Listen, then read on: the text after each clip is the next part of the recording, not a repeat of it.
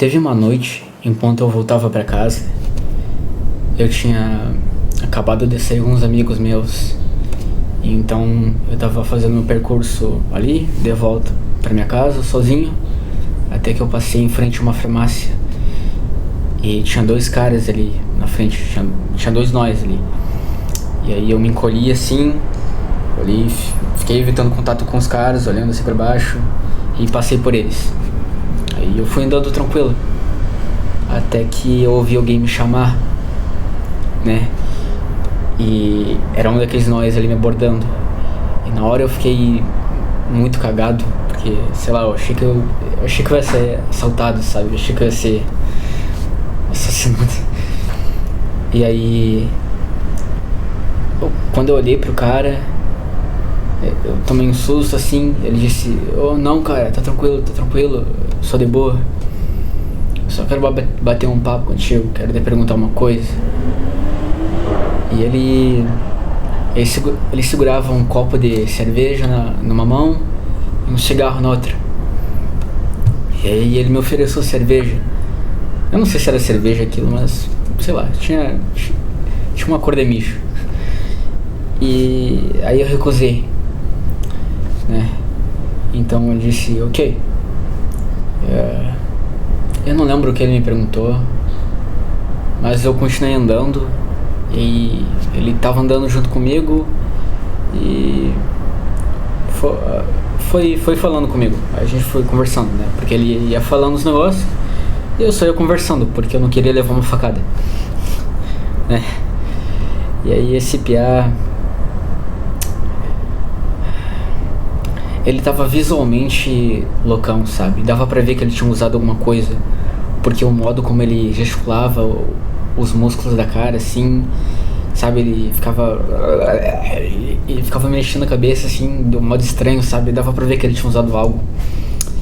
E o cara, ele me confessou que ele tinha cheirado pó mesmo, sabe? Naquela noite ali, era sexta-feira, né?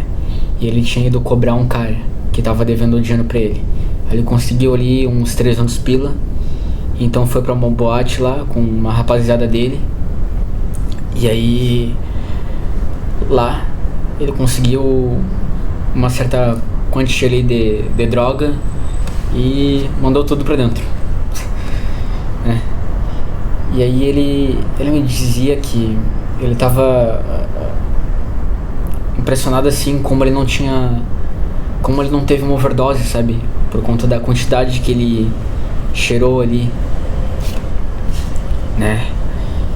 E ele também me disse que ele tava há 1 ano sem usar droga, porque o pai dele também tinha vício em drogas. E aí o cara acabou o pai dele acabou se churrascando, né? Um dia chegaram em casa e encontraram o corpo dele pendurado no teto, né? E aí depois disso ele parou de usar drogas. Só que aí naquela noite ali, por conta da dor do luto e das más companhias com quem ele tava, né? Ele acabou recaindo, né? E aí o piá, ele dizia que quando ele chegasse em casa, ele sabia que a mãe dele ia estar acordada ainda, né? Esperando por ele, porque naquele horário que a gente estava andando na rua era tarde já. E ele sabia que ele ia desapontar a mãe dele, porque a mãe dele ia encontrar ele daquele jeito, já ia entender que ele recaiu de novo, ele ia desapontar ela, sabe? Ele tava meio chateado consigo mesmo por conta disso. E ele falou que ele disse também que os irmãos dele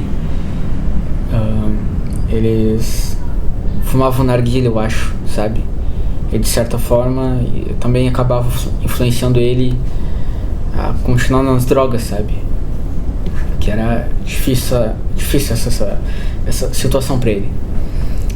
Então ele tentou me dar um conselho. Ele falou que acho que a melhor coisa que eu podia fazer era ficar sozinho, sabe? Porque estar sozinho era melhor do que estar com mais companhia, sabe? Aí acho que talvez ele estivesse se referindo às pessoas com que ele tava lá naquela boate, com os familiares dele.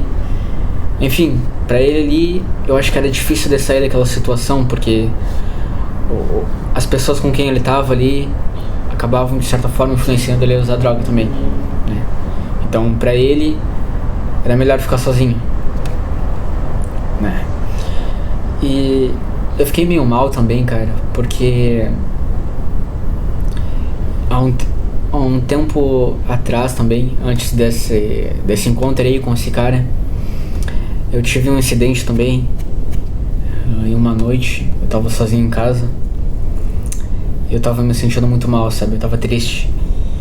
Então, eu acabei bebendo, né? Eu fui misturando um monte de coisa ali, pá. E fui mandando tudo. Aí, comecei a me sentir muito tonto. Aí eu fui pra minha cama, dormi. E aí, de uma hora pra outra eu acordei e eu tava dentro do box do banheiro. E o chuveiro tava ligado, a água tava gelada assim, caindo em mim. E eu tava em choque assim. Eu tava vomitando muito, muito, cara. E quando eu olhei assim pra fora do box, tinha um parente meu me segurando pelo braço, me fazendo um monte de pergunta ali, onde eu tava, com quem eu tava e tal. E cara, foi uma bagunça aquilo. No dia seguinte disseram que quando chegaram em casa tinham me encontrado ali deitado na minha cama, me engasgando no meu próprio vômito enquanto eu dormia, né? Eu mexia os braços assim, balançava os braços, como se estivesse tentando puxar ar, sabe? Como se estivesse afogando mesmo debaixo d'água. Cara, foi muito vergonhoso. E depois disso eu tinha parado de beber, sabe? E tal. E naquela noite ali eu até tinha bebido um pouco com uns amigos meus, né? Só que vendo a situação daquele rapaz ali com quem eu tinha me encontrado, eu fiquei me questionando, sabe? O que eu tava fazendo da minha vida e tal. E batia um peso na minha consciência. Porra, eu me sentia muito mal, cara. Ali. Ouvir aquele cara ali fez eu me sentir muito mal, cara.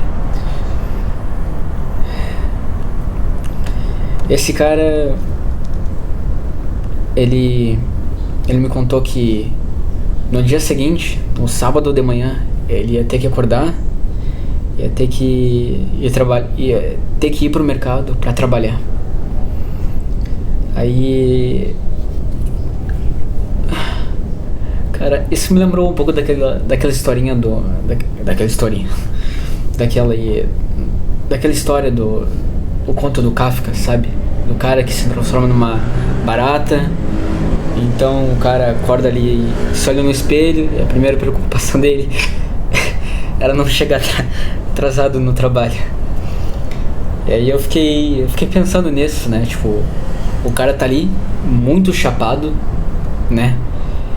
E a primeira preocupação dele é se no dia seguinte ele ia conseguir chegar cedo no trabalho, né? Porra. E eu nem lembro o nome desse cara. Eu acho que talvez fosse João, ou Pedro, ou Henrique. Acho que era algum desses três nomes, cara. Eu não me lembro. Eu não me lembro nem do rosto do PA, cara. Eu sei que ele tinha uns 23 anos. Era um rapaz bem novo, né? E eu não sei nem se esse cara ele conseguiu chegar vivo em casa, sabe? Se conseguiu chegar bem ali, ou se até conseguiu acordar no dia seguinte, né? E caramba, cara, foi muito pesado aquilo dali, sabe? Aí depois eu cheguei ali em casa, me despedi do cara ali, e aí eu nunca mais vi ele.